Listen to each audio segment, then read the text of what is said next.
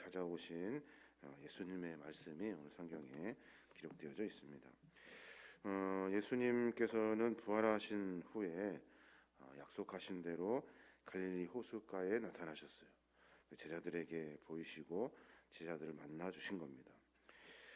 기다렸던 제자들을 만나던 후에 그들이 하나님 주님이심을 깨닫고 삶의 여정 가운데 하나님의 은혜, 주님의 은혜를 또다시 만나게 되는 거예요.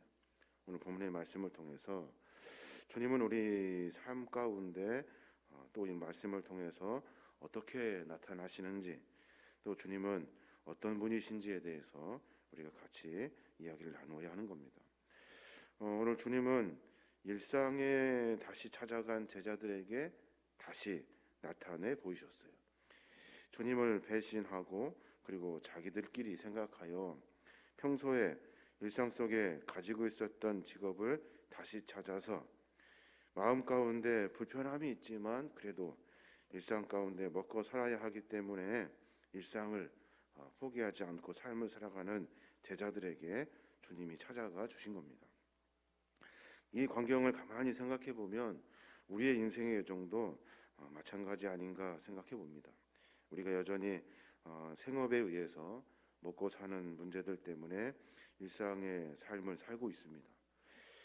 전에 주님을 만나고 제자로 살았던 그 3년여 시간 동안의 제자의 삶보다는 어쩌면 주님을 배신하고 또 그들이 살아가려고 일상을 찾았던 삶의 모습이 우리의 삶의 모습과 어쩜 비슷하지 않나 생각해 봅니다.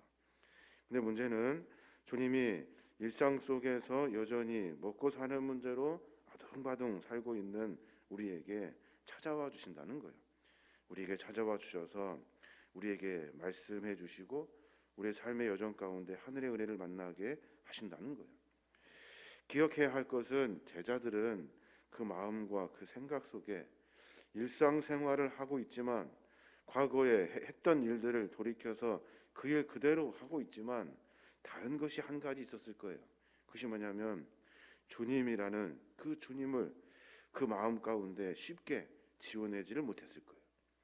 그들이 그 마음 가운데 주님을 지워내지 못하는 그 마음으로 일상 속에서 삶을 살아내고 있습니다. 주님은 그 마음을 아시는지 여하튼 주님은 그 제자들에게 찾아가 주셔요. 그리고 그들에게 다시 만나 주시고 그들에게 주님이심을 드러내 보여주시고 그리고 다시 은혜를 베풀어 주시는 겁니다. 우리의 삶의 모습도 마찬가지입니다. 여전히 일상을 살고 있지만 우리가 반드시 기억할 것은 우리 마음과 삶 가운데 우리 생각 가운데 주님을 잃어버려서는 안 되는 거예요. 생업 때문에 삶을 살고 있지만 주님을 잃어버려서는 안 되고 분주함 속에 살고 있지만 여전히 죄 가운데 주님을 배신하고 모른다 하고 주님의 사랑을 깨닫지 못하는 어리석음이 있지만 우리는 여전히 주님의 그 사랑을 마음에 깊이 담고 있어야 하는 겁니다. 그래서 우리는 기다리는 믿음의 공동체이고 주님을 사모하는 신앙의 삶이 되는 거예요. 그때 주님은 우리에게 찾아와 주신다는 거예요. 또 하나 주님이 제자들에게 찾아가 주시는데 참 특이한 장면이 있습니다. 공경에 처해 있는 제자들의 모습을 요한은 일부러 기록해내고 있어요. 예수님과 제자들이 만나서 예수님이 제자들에게 묻습니다. 어떻게 물고기 좀 많이 잡았니? 그랬더니 제자들이 하는 말이 한 마리도 못 잡았습니다. 그랬더니 주님이 또 하시는 말씀, 그러면 배 오른편에 던져봐라 라고 말씀하셔요. 그들이 그 말을 듣고 그분이 주님이신지 깨달았는지 아니면 던지면 잡을 줄 알고 그랬는지 아니면 해도 안 되니까 이거라도 해봐야겠다 생각하고 던졌는지 모르겠지만 배 오른편에 그물을 던집니다. 아시는 것처럼 엄청나게 많은 물고기를 잡습니다. 주님은 연약한 속에 빠져있는 제자들에게 찾아가셔서 그들에게 하늘의 은혜를 베풀어 주셔요. 공고함 속에 빠져있는 제자들을 풍족하게 하신다고요.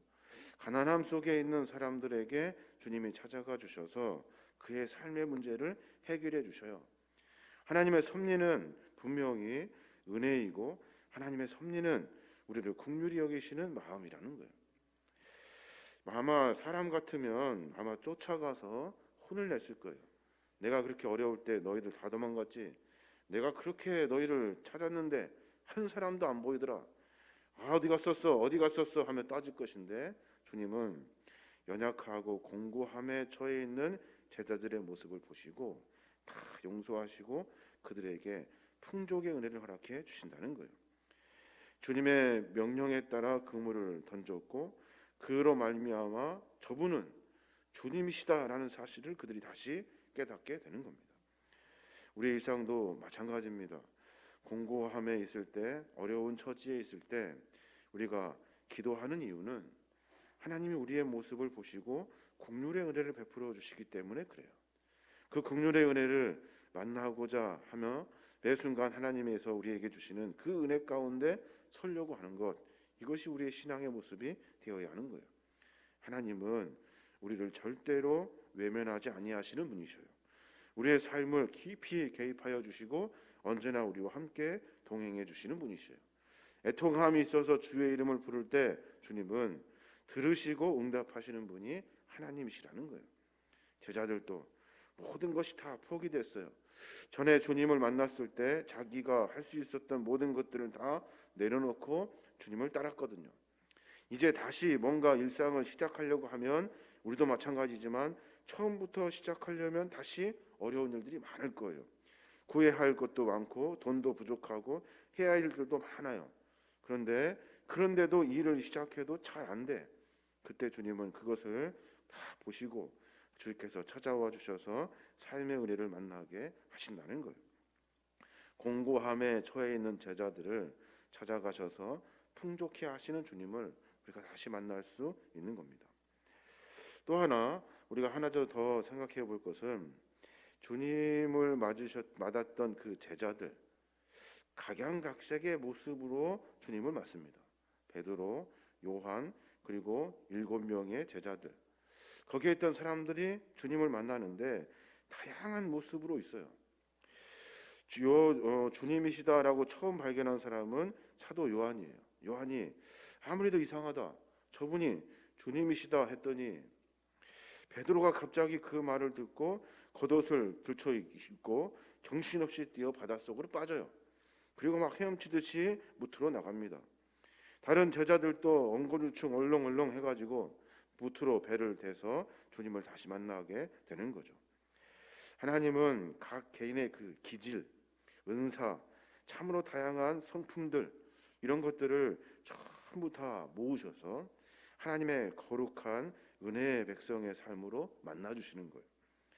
형편없는 모습인 것 같고 그리고 여러 가지 기질과 은사가 다 다르지만 주님을 만나면 모두가 다 하나님의 거룩한 백성을 위해 사명을 감당하게 되는 거예요.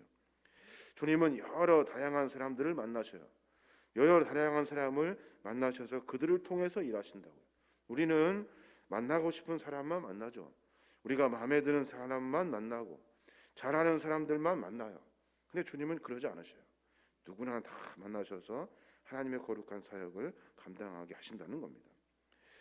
우리의 삶의 여정 가운데 우리의 부족함을 아시고 만나주시는 주님, 주님을 3번이나 배신했던 베드로, 그리고 다 도망갔던 제자들, 또 마가라는 사람은 자기가 자다가 일어나서 그 이불을 다 벗어 던지고 아무것도 걸치지 않은 벌거벗은 상태로 주님을 버리고 도망갔던 수많은 제자들, 이 모든 제자들을 다 받아주시고 성품과 기질과 그의 품성들을 다 품으셔서 하나님의 백성 삼으신다는 거예요. 그리고 난 다음에 주님은 그들을 여전히 돌보시고 계셔요. 여전히 주님이 지금 식사를 준비하고 있거든요. 주님이 직접 고기를 잡으셨는지 아니면 잡았던 물고기인지 어디서 떡을 구했는지 모르지만 주님이 그들에게 식사를 준비해 주셔요. 이 식사는 참 중요한 의미가 들어 있습니다. 왜냐하면 주님께서 그들의 삶 전체를 책임져 주시겠다는 하나님의 영적 의미가 들어 있어요. 그들이 하는 일들 속에 어려움 있을 때마다 너희들은 고난하지 아니하고 배고프지 아니하고 어려움 가운데 있지 아니하고 너의 생명을 지켜주시겠다는 하나님의 약속이 들어 있는 거예요. 제자들은 그 음식을 먹습니다. 주님이 주시는 은혜의 음식을 먹고 다시 힘을 얻어서 전에 배신했던 주님의 모습이 아니라 이제는 주님을 위해 힘을 써요. 전에는 도망가는데 힘을 썼다 한다면 이제는 주를 위해 주님이 주시는 은혜의 음식을 먹고 힘쓰는 일에 최선을 다합니다. 아시는 것처럼 제자의 삶의 모습 가운데 복음을 전하며 어려운 일들을 참 많이 당합니다. 그럼에도 그들에게는 기쁨이 있고 배고픔 가운데서도 배부름이 있었고 어려운 가운데서도 보람과 가치가 있었다. 이게 바로 하나님이 주시는 보살펴 주시는 주님의 은혜라는 겁니다. 우리의 삶에 있어서 많은 일들이 있습니다. 그 일 가운데 주님 우리를 보살펴 주셔요. 우리의 삶 가운데 많은 것들로 책임져 주셔요. 하나님께서 우리의 삶을 붙들어 주셔서 우리가 욕심부리며 사는 것이 아니라 하나님이 주시는 은혜의 삶으로 사는 거예요. 많고 적음의 문제가 아니라 주님이 주시는 그 은혜가 중요하고 누리는 것이 중요한 것이 아니라 가치의 기쁨을 맛보는 것이 중요하다는 거예요. 사람들의 삶의 여정 가운데 주님은 당신의 제자들을 여전히 돌보주시는 하나님의 은혜를 우리가 만나야 하는 겁니다. 오늘 말씀을 가만히 묵상해 보면 그런 생각이 듭니다. 어쩌면 이 제자들의 모습이 우리의 모습과 이렇게 비슷할까? 일상을 속에서 살아가면서 우리는 마음 가운데 주님을 늘 어쩌면 가끔 마음속에 주님을 담고 살아요. 그때마다 외면하지 아니하시고 주님 우리에게 찾아와 주시고 삶의 은혜를 만나게 하셔요. 어렵고 힘들 때 주의 이름을 부르면 주님은 풍족함의 은혜를 베풀어 주시는 분이 주님이셔요. 왜냐하면 주님은 긍휼의 은혜가 그의 삶 가운데 풍성하기 때문에 그래요. 사랑의 주님이기 때문에 그러죠. 다양한 모습으로 삶을 살아내는 우리의 모습 가운데 주님은 우리를 마다하지 않으셔요. 분리하거나 구분하지 않으셔요. 다 받으셔서 하나님의 거룩한 자녀 삼아주시고 사명 감당하시고 여전히 우리의 삶을 돌보시고 인도해 주시는 분이 주님이셔요. 밤새 배고픔 가운데 일했던 제자들에게 친히 음식을 마련해 주셔서 그들에게 먹게 하시고 다시 힘을 얻게 하신다는 거예요. 오늘 하루의 삶 가운데 이러한 주님의 사랑을 깊이 묵상해 보고 일상 속에 다시는 이제 주님을 잃어버리지 않도록 어려울 때 세상이 아니라 주님을 찾을 수 있도록 내가 다양한 모습 안에 그 모습 가지고 부족하지만 세상의 어떤 것이 아니라 주님을 다시 만나고자 하는 몸부림, 어려움 가운데서도 나를 돌보시는 하나님을 기억하고 미리 감사할 수 있는 우리 믿음의 종들이 되어야 될 줄로 믿습니다. 오늘 하루 가운데 그런 삶으로 주님을 더 깊이 만나시고 삶 가운데 신앙과 그 믿음의 깊이를 더하시는 저와 여러분이 되시길 주님의 이름으로 축원합니다. 아멘.